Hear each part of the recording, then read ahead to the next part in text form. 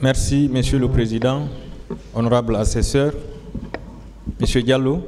Oui, maître. Toutes mes félicitations pour votre brillante carrière. Merci beaucoup. Et le courage que vous avez eu pour venir donner votre part de vérité. Merci beaucoup. Je voudrais savoir si vous pouvez vous asseoir. Est-ce que... Non, je suis encore... Non, je tiens encore. Vous savez, j'aime toujours dire que je suis un jeune homme de 15 ans. D'accord. Donc je tiens encore. Très bien. Alors, est-ce que vous êtes d'accord avec moi que ce jour du 28 septembre, le colonel Moussa Thiebro Camara avait utilisé un langage de violence et d'intimidation? Bon, je ne dis pas langage de violence, mais c'était proche. C'est pourquoi je parle de dissuasion. Et je me suis efforcé à mettre la démarcation entre sensibilisation que j'ai entendue ici depuis le début du procès et la dissuasion. Pour moi, c'était de la dissuasion. D'accord. Alors là, je suis amené à vous répéter, c'est vous qui vendez mal l'image du pays à l'étranger, disait un militaire, en nous faisant agenouiller et en nous braquant l'arme. Alors quand le capitaine Moussa Dadis Camara remarquait votre présence lors de son meeting à l'Abbé, est-ce qu'il réagissait de la même sorte? Non, non, non, non. Le capitaine Dadis était très enthousiaste. Je vous ai dit qu'il était admiratif de mon travail. Il était enthousiaste et il était content. Il a dit, mon frère Amadou de la BBC est là, Mokhtar Ba de RFI est là, le monde entier saura ce qui s'est passé à l'Abbé. On était là avec nos micros tendus. Non, il était enthousiaste. Très bien. Alors, le bruit des avions qui occupaient l'espace aérien de l'Abbé et au-dessus du stade Saïfoulaye Diallo, est-ce que c'était une opération de séduction ou une intimidation, selon vous? Bon, alors le capitaine Dadis a estimé que c'était pour faire un éclat par rapport à la fête. En tout cas, c'est l'expression même qu'il avait utilisée. Il a dit, n'ayez pas de crainte, ce sont vos enfants qui sont là-dedans, c'est juste pour faire un éclat par rapport à cette fête. Mais j'ai vu que les gens avaient peur. Parce que le MIG a un bruit très assourdissant. Très, très assourdissant. Lorsqu'il descend à une certaine altitude, vous ne supportez pas. D'accord. Oui, voilà, je ne sais pas, est-ce que la présence du MIG était nécessaire? Non, je ne crois pas. Est-ce que vous savez qu'avant l'arrivée du capitaine, plusieurs bataillons avaient rallié l'Abbé? Oui, ça je sais. Est-ce que vous savez qu'il a fallu, comment dirais-je, la sagesse de l'érudit de l'Abbé pour éviter que le massacre ne commence par l'Abbé, en conseillant les jeunes? Oui, je sais, oui, je sais. D'accord. Est-ce que vous savez que la colère du capitaine a commencé à l'Abbé lorsqu'il a carburé son véhicule en gasoil en lieu et place de l'essence? Probablement, oui. Probablement. Mais à la fin, il était content quand même, il faut le dire. Peut-être que, parce qu'il a dit à l'Abbé, en réalité, les jeunes de l'Abbé avaient manifesté contre sa candidature. Et je crois que c'était la seule préfecture où il y avait eu manifestation contre sa candidature. Son éventuelle candidature, parce qu'il n'a jamais dit officiellement je me présente. Mais voilà, les gens voyaient qu'on allait vers ça.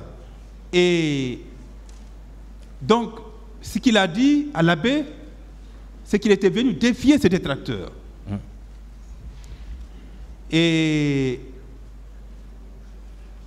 Mais à la fin, il y a eu une telle mobilisation.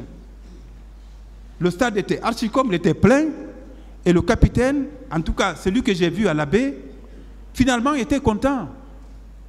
Il était content, je crois qu'il est reparti content de l'Abbé. Il a dit ce que vous avez montré à la face du monde, c'est remarquable. Il était content. Non, il a quitté l'Abbé très content. Est-ce que vous savez qu'il était en début de campagne pour sa candidature à l'élection présidentielle? Non, je ne sais pas si lui-même il était en campagne, mais je sais qu'il y a eu des officiers qui ont fait sa campagne pour ça. Voilà. Est-ce que vous savez que cette campagne a commencé par l'Abbé? Il y a eu des tournées à l'intérieur du pays. Il y a eu des tournées à l'intérieur du pays. Je sais que le général Konaté a fait une tournée. Il est allé à Macenta, il est allé en forêt, disons. Et à Macenta, il était même allé avec de l'argent. Et l'argent qu'il avait distribué à Macenta avait créé des problèmes entre les élus et les jeunes. Oui. Et c'est comme ça que moi j'étais informé de son arrivée et de la campagne qu'il menait pour cette candidature à Faran, à Macenta. Est-ce que vous savez que cet argent, c'était pour racheter la conscience des gens? Oui, probablement, oui. D'accord. Alors, vous... Mais à l'abbé, excusez-moi, maître, à l'abbé, le capitaine Dadis n'a pas parlé de candidature. Non, vraiment. D'accord.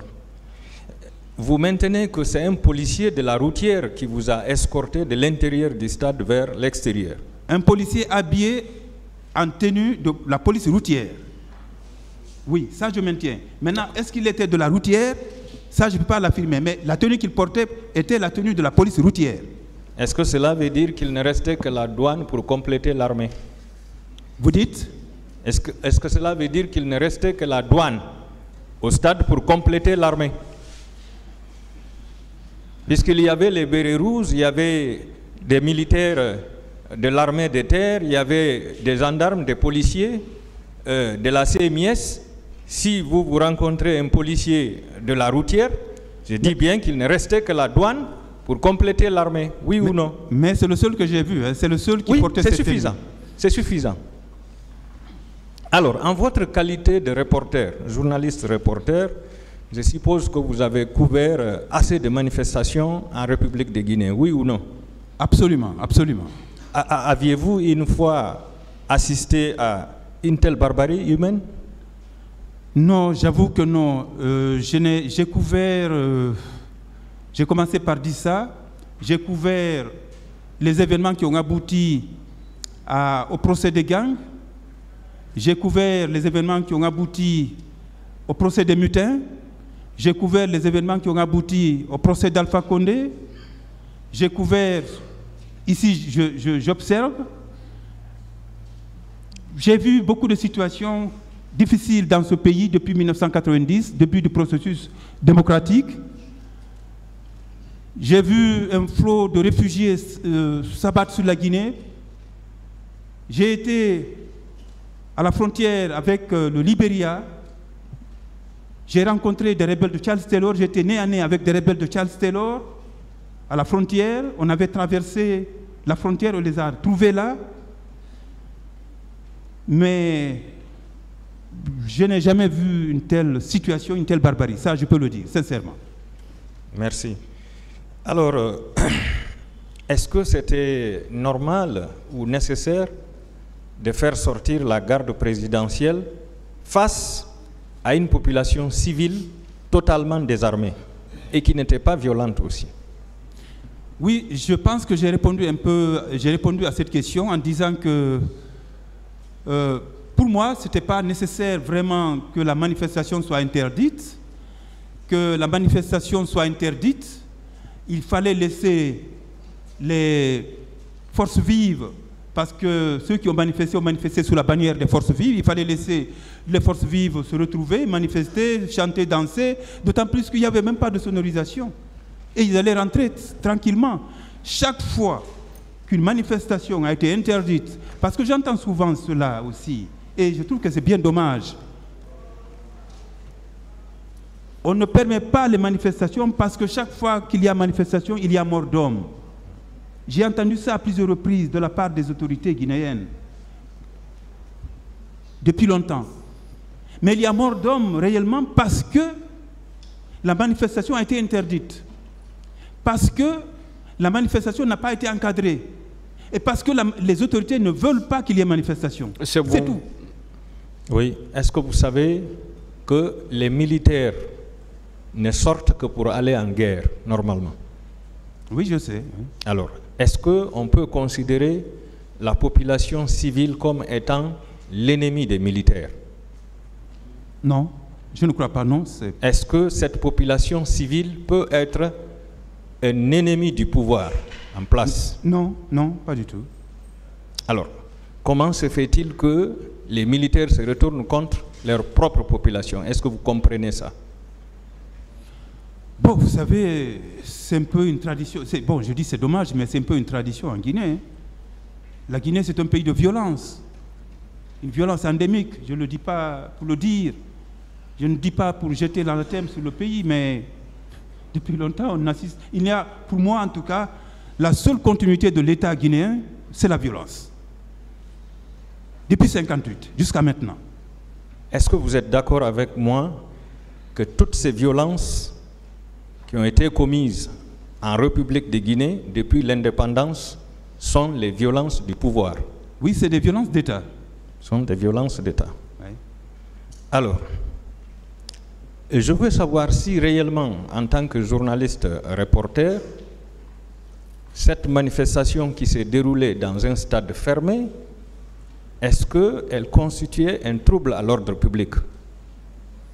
Non, elle ne pouvait pas être un trouble à l'ordre public. Non, honnêtement, c'était facile de laisser les gens manifester et puis de se retourner. Ce n'était pas compliqué. Il n'y aurait pas eu de procès, il n'y aurait pas eu de massacre. Est-ce que vous savez que les journalistes et les médecins, même en période de guerre, sont épargnés par les belligérants? Oui, logiquement, oui. Logiquement. Oui. Mais vous avez subi. Absolument. Ainsi que vos collaborateurs. Oui, bien sûr. Est-ce que vous savez que c'est des crimes contre l'humanité qui ont été commis dans ce stade et les environs? Oui, on peut le dire, absolument. Absolument. Alors, est-ce que vous aviez assisté au meeting organisé par le mouvement Dadis doit rester au stade du 28 septembre? Oui, j'étais là-bas aussi, j'étais là-bas. Est-ce qu'il y a eu la moindre répression ce jour? Non, il n'y avait pas de répression. Non, il n'y avait pas eu de répression. Non, il n'y a pas eu de répression. C'est pourquoi je dis, chaque fois qu'il y a eu problème, c'est parce qu'on a déployé les forces de l'ordre et qu'on ne voulait pas que ça manifeste, c'est tout. Donc, quand c'est un mouvement pro du pouvoir qui manifeste, il n'y a pas de répression. Vous êtes d'accord avec moi? Oui, je suis d'accord, oui.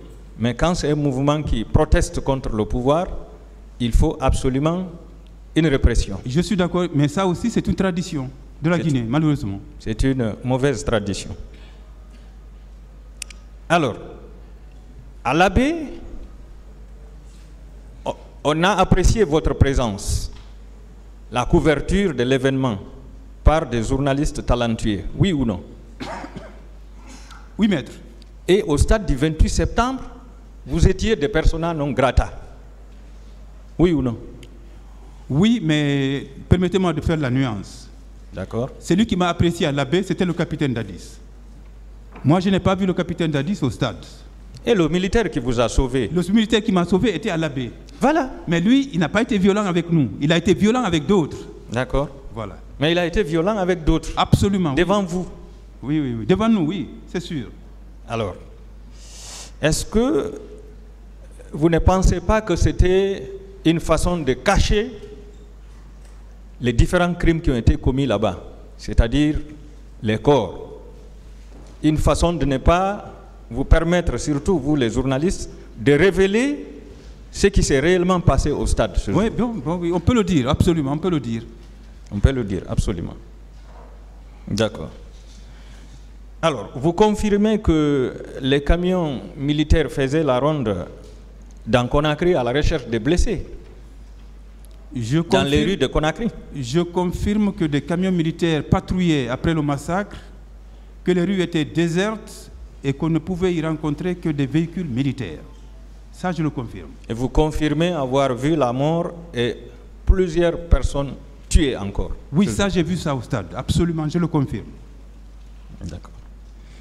Est-ce qu'on peut faire un décompte ce jour-là? Est-ce qu'on pouvait faire un décompte sur le nombre de morts ou le nombre de blessés au stade? Non, ce n'était pas possible. Non, c'était pas possible. C'est pour cela que moi, les chiffres que j'ai utilisés dans mes reportages du jour et du lendemain, c'était des chiffres qui ont été communiqués par les hôpitaux. D'accord. Parce que moi-même, je ne pouvais pas faire de décompte. Avec la violence que j'ai vue, comment faire des décomptes? Ce n'était pas possible. Mais les hôpitaux pouvaient en faire. Parce que, évidemment, que des corps ont été déposés dans les morgues. Est-ce que par rapport à ce que vous avez vu à l'intérieur du stade et ce que vous avez entendu, notamment le nombre de 157 morts, est-ce que ce n'est pas un nombre inférieur à ce que vous avez vu au stade qui a été annoncé? Non, je vous dis honnêtement, maître, je n'ai pas pu décompter, mais il y a eu beaucoup de violence, j'ai vu beaucoup de corps allongés, à même le sol, les yeux tournés au ciel sur le soleil. Je n'ai pas pu décompter. Le jour même, c'était 87 morts. Moi, j'ai parlé de 87 morts dans mes reportages, selon des sources hospitalières. Effectivement, les experts des Nations Unies, les enquêteurs des Nations Unies que j'ai rencontrés à Dakar, ont parlé de 157 personnes tuées. Est-ce que vous savez qu'il y a des corps qui étaient dans des camions et qui ont été amenés directement au camp Alpha Yaya et au camp Almami Samori Touré sans passer par les morgues de Donka et d'Ignasdine? Ça, je l'ai appris au cours du procès. Voilà. Est-ce que vous savez que ces corps n'ont pas été décomptés dans le chiffre officiel? Probablement, oui. D'accord. Alors, parlant des charniers, est-ce que vous avez reçu des appels téléphoniques au moment même où on enterrait les gens dans les fosses communes? Non. Non. Mais les appels que vous avez reçus, c'est au moment où les camions se dirigeaient vers l'aéroport. Vers l'aéroport. Ça, j'ai reçu des appels. Mais au moment même où on enterrait le corps, je n'ai pas reçu d'appel. Je n'ai pas reçu. D'accord. Alors, par rapport aux menaces que vous avez reçues, aux menaces de mort, est-ce que ces menaces ont continué même au Sénégal? Non, au Sénégal, non, ça n'a pas continué au Sénégal. Non, ça n'a pas continué. À quelle période vous avez eu le courage de revenir en Guinée? Bon, je suis revenu en Guinée, disons très hésitant, en 2010, avec l'élection présidentielle. Parce qu'après, vous savez, après tout ce qui s'est passé, le général Konaté a pris les rênes du pouvoir. Après, il a organisé des élections qui ont été reportées ad aeternam. La première fois, la BBC m'a dépêché pour venir couvrir ces élections, effectivement. J'étais arrivé là, très hésitant, mais puisque je ne logeais pas à domicile, j'avais moins de problèmes. J'étais à l'hôtel. Que Dieu vous sauve encore. Amen. Monsieur le Président, je sollicite que le tribunal fasse passer son audio pour la manifestation de la vérité. Je vous remercie.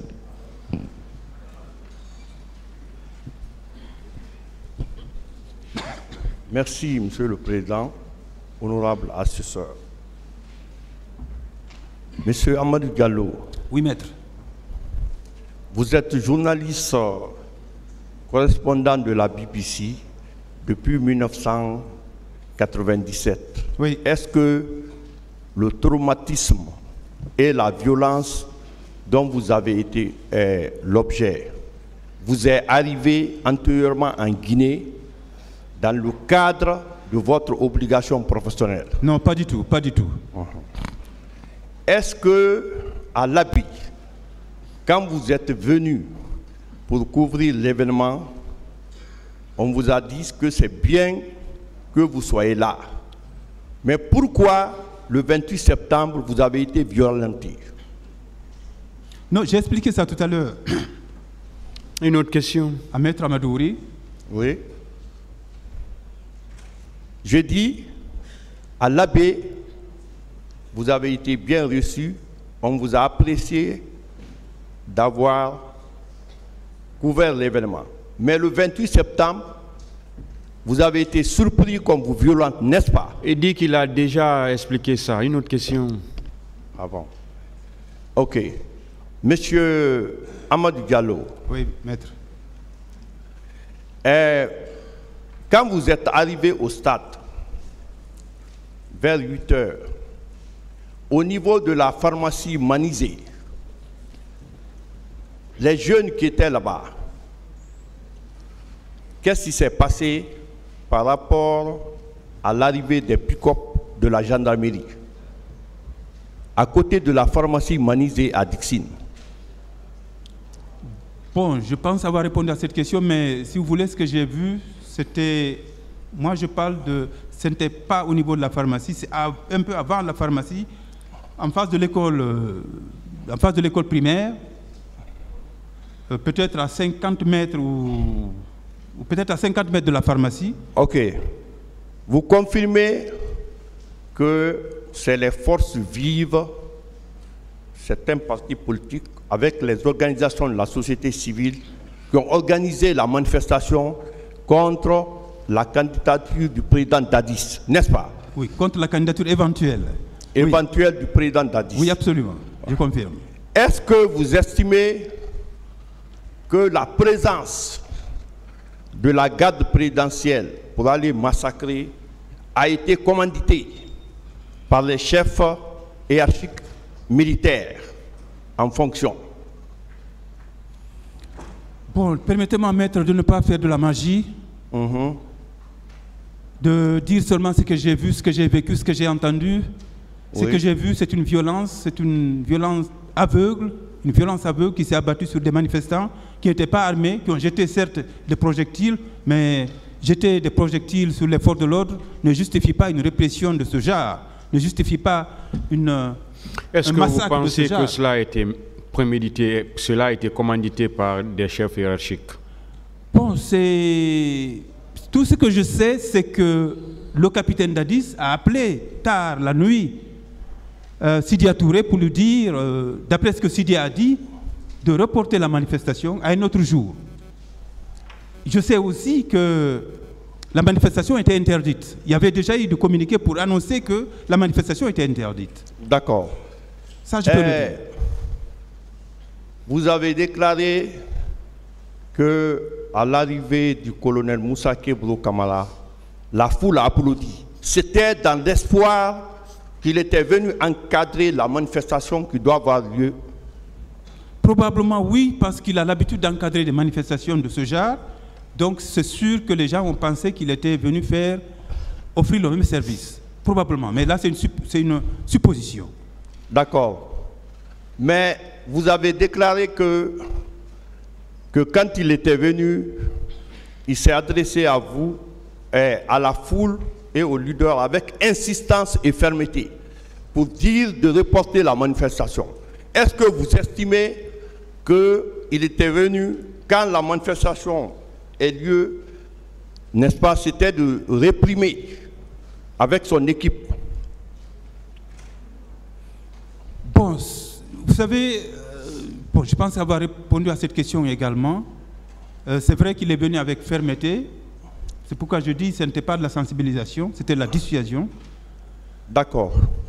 Est-ce que vous savez que le colonel Moussa Kebro Kamara, dans son procès verbal, en date du 8 février 2012, il déclare qu'il était parti au stade en compagnie de son garde-corps, un caporal-chef qui s'appelle Sidiki Kamara, qu'il n'était pas accompagné des pick-up.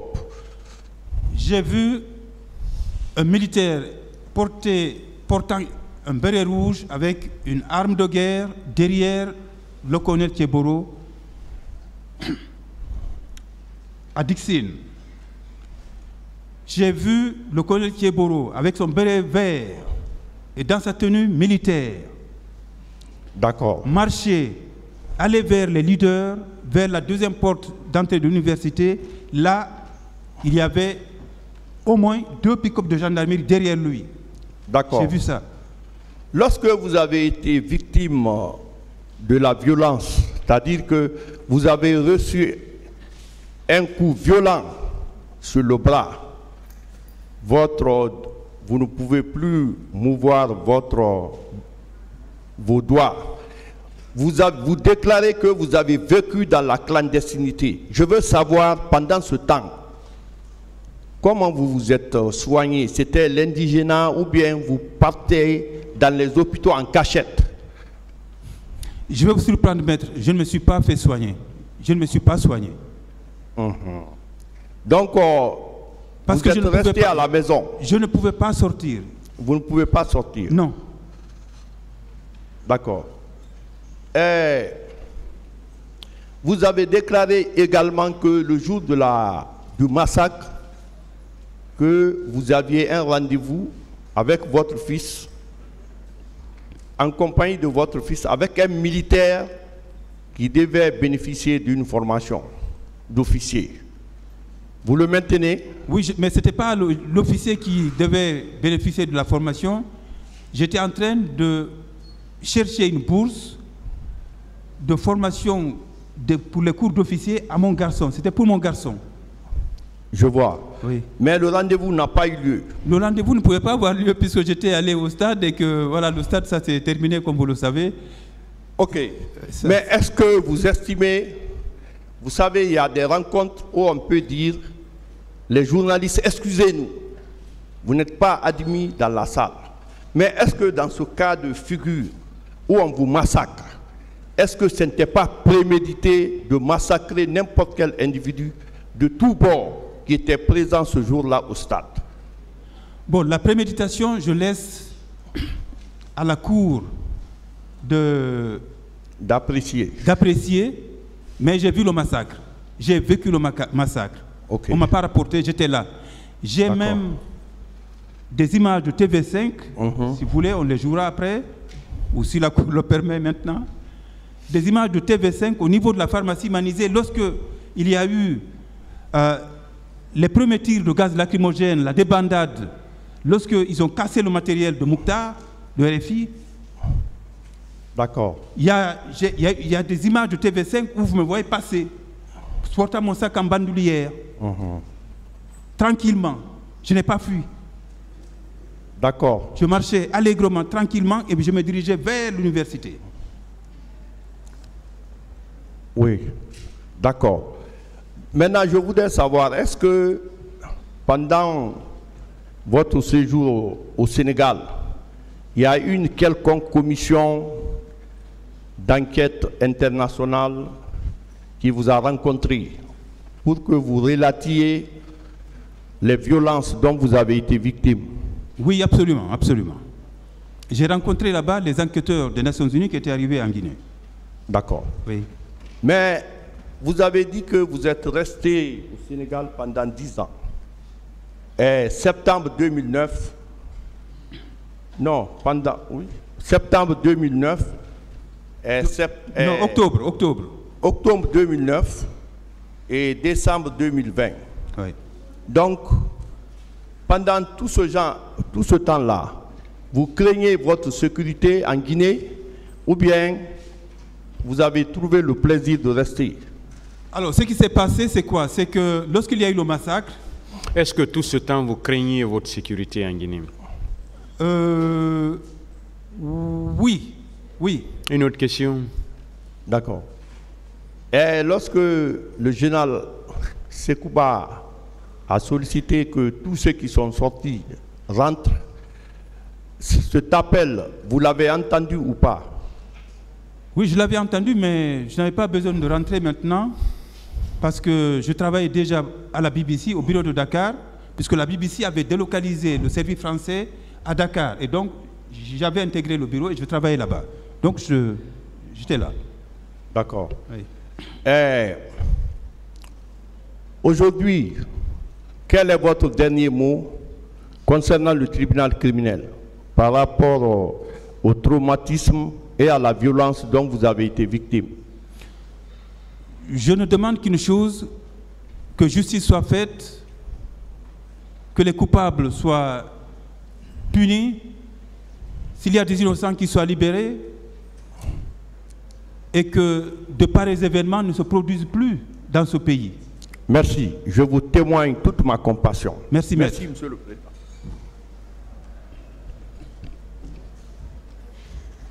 Merci, Monsieur le Président. Honorable assesseur, de m'avoir passé la parole. Monsieur Diallo. Oui, maître. Est-ce que les éléments de l'antidrogue pouvaient quitter le camp Alpha Yaya Diallo pour le stade sans l'autorisation de colonel Moussa Djeboro Kamara, qui était le patron de cette unité? Si le colonel Djeboro était là-bas et les éléments de son service également sont là-bas, on peut aisément déduire qu'ils étaient avec lui. D'accord. Vous avez déclaré qu'étant en compagnie des leaders politiques, vous avez rencontré le colonel Djeboro au niveau de l'université en compagnie de ces hommes. Vous confirmez cette déclaration? Oui, absolument. D'accord. Était-il venu pour vous empêcher ou pour encadrer la manifestation? Non, il était là pour empêcher. Pour empêcher? Oui, c'est pourquoi je parle de dissuasion. Son service n'étant pas un service de maintien d'ordre, est-ce qu'il n'avait pas reçu l'ordre d'empêcher la manifestation, même au prix des vies humaines? C'est possible.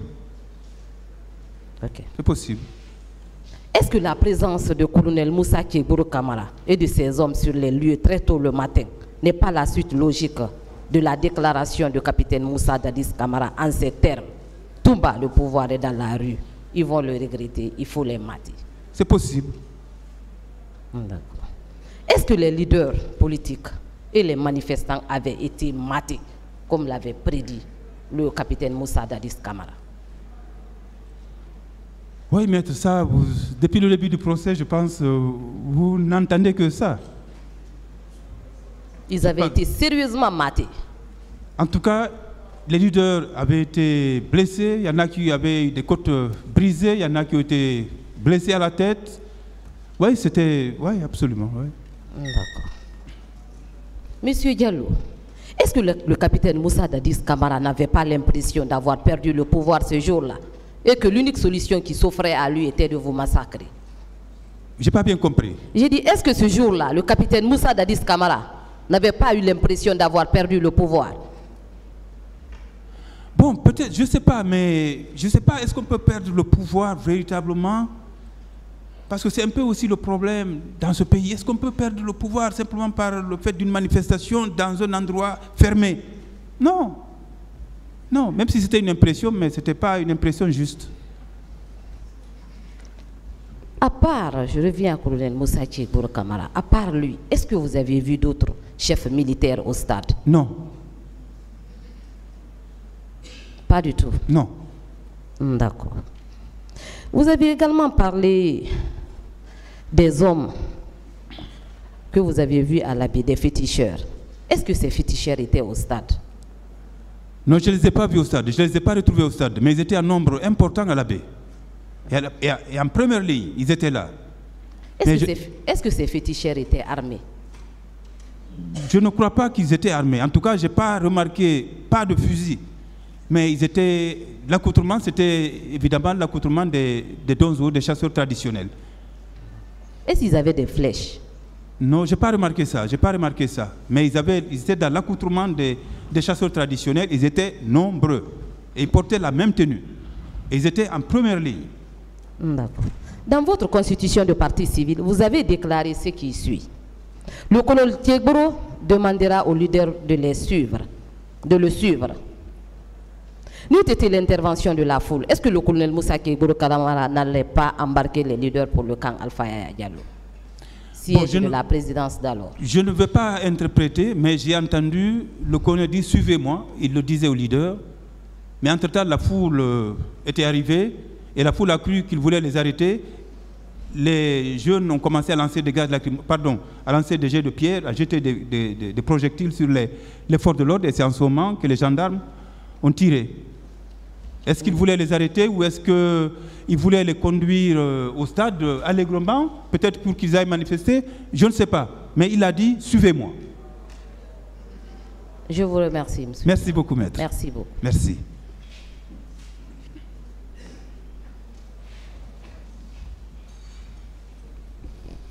Merci, Monsieur le Président, honorable accesseur, de m'avoir donné la parole pour poser quelques questions à Monsieur Diallo. Monsieur Diallo. Oui, maître. Vous êtes journaliste de la BBC depuis 1988 ou bien vous êtes journaliste simplement depuis 1988?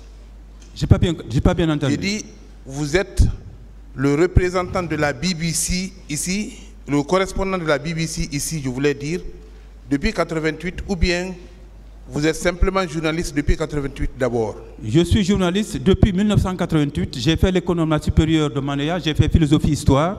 Et lorsque j'ai fini l'école normale, j'ai terminé mes études universitaires à l'école normale supérieure. J'ai cherché et obtenu difficilement un stage à la RTG en 1986. Et en 1988, mon acte d'affectation à la RTG a été officialisé. Donc, journaliste depuis cette date, mais pour la BBC, c'est seulement à partir de 1997. Mais auparavant, j'avais déjà travaillé aussi pour le service monitoring de RFI. C'est le service coopération de RFI. J'envoyais des papiers à RFI, pas au service Afrique, mais le service monitoring, qu'on appelait l'Agence sonore internationale de RFI. Et ces papiers-là étaient diffusés à l'intention des radiodiffusions d'expression françaises. L'ORTM du Mali, la RTS, la RCI, Radio Côte d'Ivoire, la RTG. Et ces médias-là reprenaient ces informations-là que leur envoyait l'Agence sonore internationale de RFI sans payer. C'était le service coopération. J'avais travaillé pour eux aussi de 1995 à 1998. Et après, l'agence a été fermée. Bien. Et à travers tout ce que vous venez de dire, nous nous rendons compte que vous êtes expérimenté. Vous avez fait des reportages sur le procès des gangs. Oui. Vous avez fait des reportages sur la mutinerie en Guinée. Les mutineries. Les mutineries. Oui, il y en a eu beaucoup. Et sur l'incursion des rebelles à l'an 2000. Absolument. Vous avez déclaré avoir rencontré même Charles Taylor. Non, pas Charles Taylor, mais des rebelles de Charles Taylor. Les rebelles de Charles Taylor. Oui, à la frontière entre le Libéria et la Guinée. Est-ce que vous pouvez poser la question maintenant, s'il vous plaît? Oui, la question est là, Monsieur le Président. Est-ce que, à travers tous ces événements, à travers tout ce périple de reportage, avez-vous été victime une seule fois de ce que vous avez eu au stade du 28 septembre? Non, pas du tout, pas du tout. Même étant à l'extérieur du pays, vous n'avez pas eu de telles exactions? Non, pas du tout, pas du tout. Bien. Selon vous, vous avez rencontré M. Tchegoro le 28 septembre. Oui. Il voulait mettre fin, il voulait arrêter le mouvement. Est-ce que, selon vous, l'État ne pouvait pas passer par d'autres méthodes pour éviter ce carnage? Si, ouais. Au lieu de débloquer des fonds pour venir tuer les gens, pourquoi pas débloquer les fonds pour encadrer la marche? Une autre question. Oui. C'est bon. Hein? Bien. Monsieur Diallo. Oui, maître. Est-ce que vous êtes avec vos appareils ici? Oui. Est-il possible, avec la permission du tribunal, de faire passer l'extrait seulement des propos tenus par M. Tchegoro à l'égard? Je pense que cette question est déjà réglée. Posez une autre question. J'en ai fini, Monsieur le Président. Merci, je vous remercie, Monsieur le Président. Merci. Merci beaucoup, maître.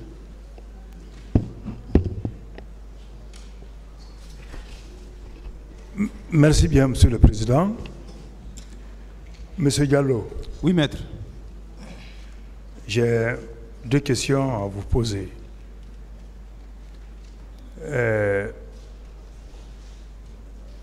En tenant compte de l'ampleur du massacre, de ce que vous avez vu en tant que journaliste, analyste des événements, est-ce que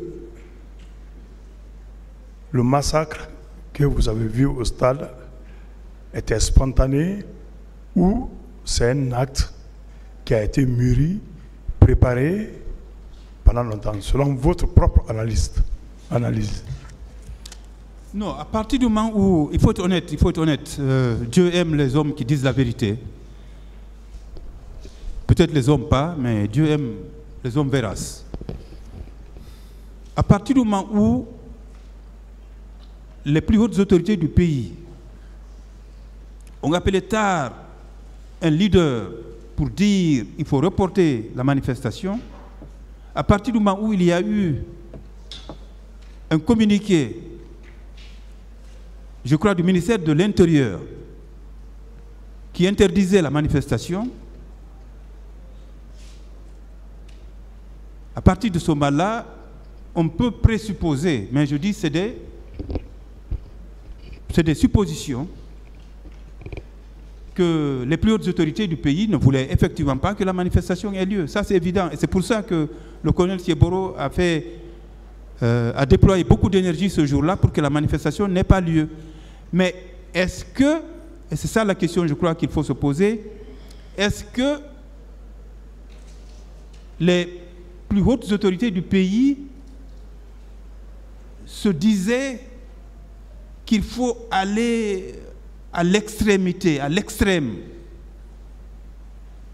Est-ce qu'il y a eu des débordements? C'est juste des questions qu'on peut se poser. Est-ce qu'il y a eu des débordements? Est-ce que ceux qui sont allés sur le terrain sont allés au-delà de ce qu'on leur avait dit? On peut se poser ces questions, mais je n'ai pas de réponse. D'accord. Cela m'amène à poser une autre question. Vous étiez à la baie avec le président Moussa Dadis. Est-ce qu'il était prévu qu'au retour, il passe par Mamou? Est-ce que c'était prévu?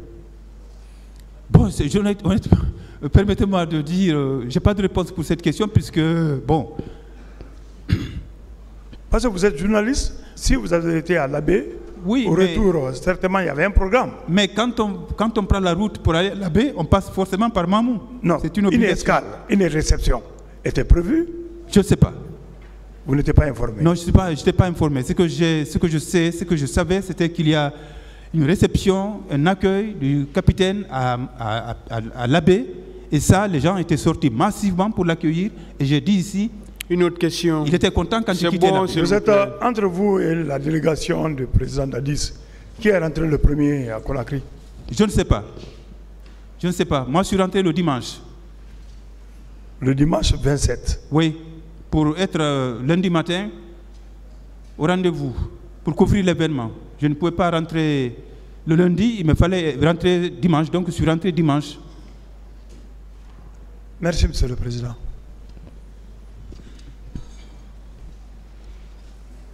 Merci, Monsieur le Président. Merci, messieurs les assesseurs. Monsieur Amadou Diallo. Oui, maître. En votre qualité de journaliste reporter, vous détenez beaucoup d'informations. Alors, le jour après le massacre, est-ce que vous avez été informé qu'un homme en uniforme a été tué au stade ou blessé gravement au stade? Non, pas du tout.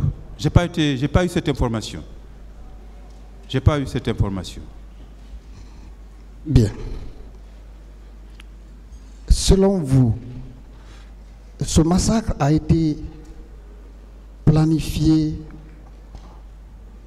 et exécuté par le pouvoir ou bien par les éléments incontrôlés de l'armée? Je pense avoir répondu à cette question, maître, tout à l'heure. Bien. Monsieur Diallo. Oui, maître. Avez-vous reçu l'information concernant les recrues de Kaléa qui sont venus au camp Alpha Yaya et qui ont participé au massacre? Bon, si les recrues de Kaléa portaient la tenue Chelsea, je dirais oui. Si les recrues de Kaléa portaient cette tenue bleu ciel, ces maillots, ces t-shirts bleu ciel, je dirais oui. Mais si ce n'est pas ça, je n'en sais rien. Parce que l'information que j'ai eue, au-delà des militaires, c'est qu'il y a eu un bus qui a transporté des hommes qui portaient des maillots bleu ciel. Et ces mêmes personnes ont été retrouvées à la plage, au débarcadère de l'Andrea. Ça, j'ai eu cette information de sources crédibles parce que c'était des confrères qui me l'ont dit. Mais je sais aussi, à propos des recrues de Kaléa, lorsque le recrutement, je crois, a eu lieu, j'ai reçu des informations à partir de Kissidougou, Gekedou, Farana, jusqu'à Mamou. Chaque fois que les camions passaient ou les minibus passaient, j'ai reçu des informations où on me dit des jeunes qui viennent de la forêt sont passés par là, sont arrivés jusqu'à Mamou. Et l'information s'est arrêtée là. Je n'ai pas poursuivi, je n'ai pas fait d'enquête là-dessus. Bien, Monsieur Diallo, il y a eu également des tortures. il y a eu assez de tortures, notamment à Koundara et même au camp Alpha Yaya. Est-ce que vous en avez eu des informations? Non, j'en ai pas, franchement. Bien. Les jours qui ont suivi le 28 septembre, il y a eu assez de pillages. Nous avons même des tueries. Il y a eu une image qui a circulé dans laquelle, ce jour même, monsieur le procureur avait présenté l'image de, comment on appelle, le commandant Pivi.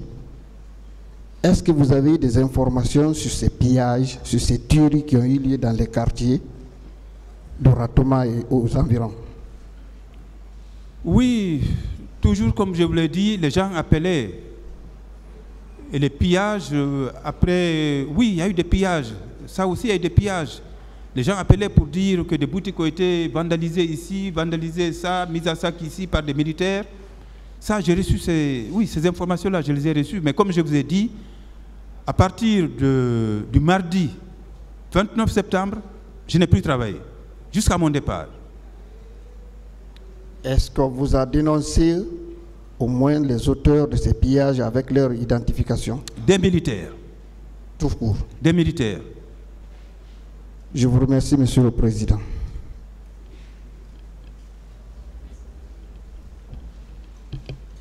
Merci, Monsieur le Président. Monsieur Diallo, moi j'ai une seule question à vous poser. D'accord. Vous avez dit qu'au stade de l'Abbé, il y avait des soldats en habillés en féticheurs, en tout cas aux premières loges. Est-ce qu'on ne pourrait pas en déduire qu'il existe un lien certain avec les recrues de Kaléa qui sont venus, et même au-delà des recrues de Kaléa, d'avoir vu par des témoignages certains militaires avec des fétiches, des signes de fétiches? Est-ce qu'il n'existe pas un lien certain entre ce que vous avez vu à l'Abbé ce jour-là et ce qui s'est passé au stade, d'une certaine façon? Oui, la question est intéressante, maître, mais ce que j'ai vu, effectivement, est-ce que c'était véritablement... Parce qu'il faut toujours s'interroger et chercher à aller au-delà de ce qui apparaît. C'est un peu ça aussi, le journaliste. Ne pas se contenter de ce qui apparaît, mais aller au-delà de ce qui apparaît. Comme on dit, comme disent les philosophes, aller au-delà, rechercher l'essence même des choses. Est-ce que ceux qui étaient à l'Abbé, c'était des féticheurs? Je n'en sais rien. Est-ce que c'était des militaires habillés en féticheurs? Je n'en sais rien. Est-ce que c'était des miliciens habillés en féticheurs? Je ne peux pas vous le dire. Mais j'ai vu à l'Abbé des gens habillés en tenue de féticheurs, en tenue de chasseurs traditionnels, et je vous dis, je le confirme, je le maintiens, ils étaient à l'Abbé et ils étaient très nombreux. Ok, je suis d'accord avec vous, on va dans le cadre d'une interprétation. Mais lorsqu'on utilise cela comme étant une pratique institutionnelle, d'avoir mis des gens aux premières loges de l'accueil d'un chef d'État, et que 2 jours ou 48 heures après, qui est ce type de drame, et qu'on ait vu les mêmes procédés, on doit quand même aller au-delà de l'interprétation. C'est ce que je pouvais ajouter à votre réponse. Vous êtes libre, Monsieur Diallo, bien évidemment, de donner la réponse que vous avez donnée. Merci beaucoup. Merci beaucoup, maître.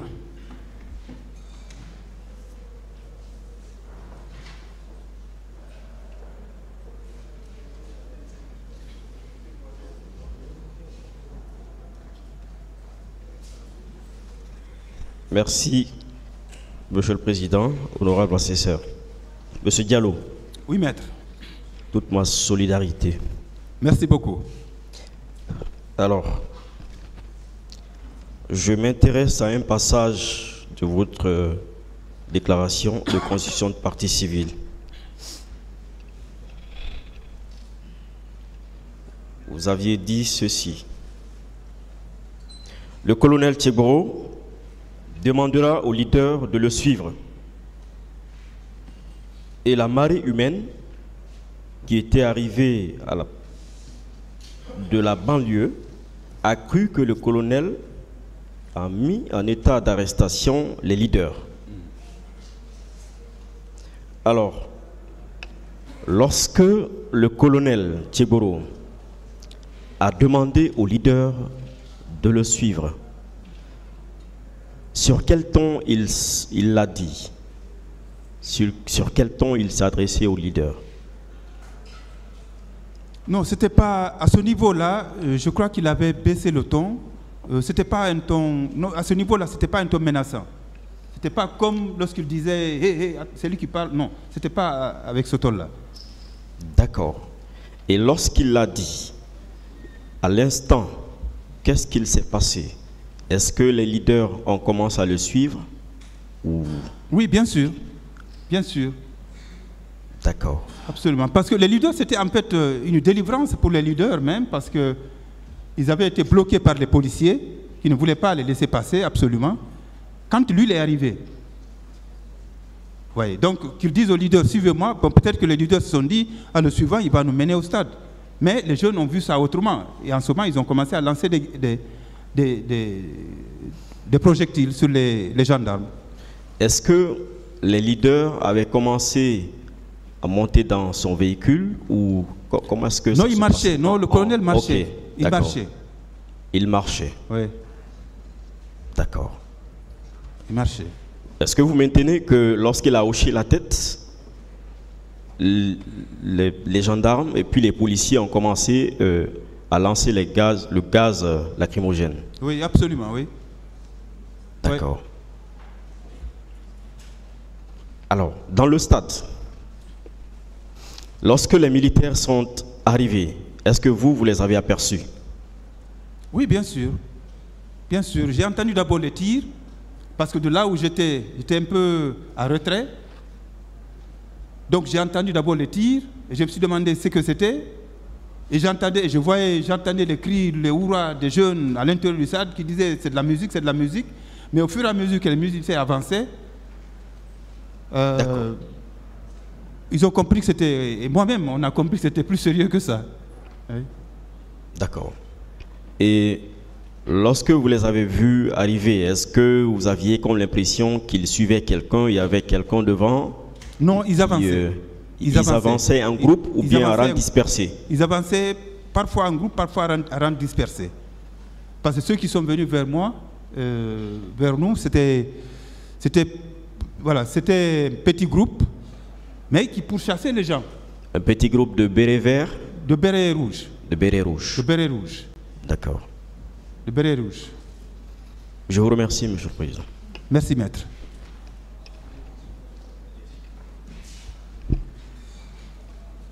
Très rapidement, Monsieur le Président, honorable assesseur. Monsieur Diallo. Oui, Maître. Merci pour votre récit clair et concis. Et à votre arrivée au stade, est-ce que il nous a été rapporté qu'il y avait déjà des morts au stade? Est-ce qu'à votre arrivée, vous avez constaté qu'il y avait des cadavres sur l'esplanade du stade? Non, je n'ai pas constaté. Non, quand j'arrivais là, je n'ai pas constaté. Il n'y avait pas les violences. Il y avait eu des violences au début, lorsque les policiers et les gendarmes ont lancé des gaz lacrymogènes. Il y a eu des violences. Mais les véritables violences ont commencé lorsque les militaires sont entrés au stade. Ok, très bien. Quand moi je rentrais, il n'y avait pas de violence. Très bien. Et vous avez parlé d'un certain Kati. Est-ce que vous confirmez qu'il était du service de protocole de la présidence? Oui. Est-ce qu'à part lui, vous avez vu d'autres civils aux alentours du stade, dans les environs? Est-ce que lui, il était en civil déjà? Oui, il était en civil. Vous connaissez son prénom? Non, je connais Kati seulement. Kati. Mais vous confirmez quand même qu'il fait partie du protocole d'État? Oui, il était du protocole d'État et il observait, mais observait impuissant. Vous ne trouvez pas curieux que ce civil-là soit dans les environs, même s'il vous a sauvé par ailleurs? Non, j'avoue que lui, c'est notre sauveur et je ne l'ai pas vu faire quoi que ce soit. Moi, lorsque j'ai eu des problèmes avec Mouktar, et voilà, c'est lui qui a surgi. Et je dis, c'est pourquoi je dis, il observait impuissant et il a sorti son badge CNDD pour dire aux militaires, non, aux gendarmes, laissez-les, je les connais, c'est des journalistes. Ok, très bien. Donc, en plus de la police, la gendarmerie, les bérets rouges, il y avait aussi un représentant du protocole d'État. Merci. Et on va poursuivre. Concernant le domicile de Maître Amara Bangoura, que le président me permette de poser 2 questions. Dans ce sanctuaire, est-ce que vous étiez nombreux chez notre confrère Amara Bangoura? Je n'ai pas bien compris. Est-ce que vous étiez nombreux chez le confrère Amara Bangoura? Oui, il y avait Amadou Diallo, il y avait Mouktar Ba, il y avait Abdraman Diallo, il y avait Aboubakr, Il y avait Alassane Silla et probablement d'autres journalistes. On était nombreux. À part les journalistes, il n'y avait pas d'autres personnes qui étaient là? Je n'ai pas vu. Qui ont trouvé refuge là-bas? Je n'ai pas vu. Est-ce que son domicile a été attaqué avec l'OTAN ou ça n'a pas été le cas? Le domicile de Maître Amara Bangoura, quand il vous recueillait pour que vous trouviez un refuge? Non, je n'ai pas appris que son domicile a été attaqué. Non, je n'avais non. Très bien.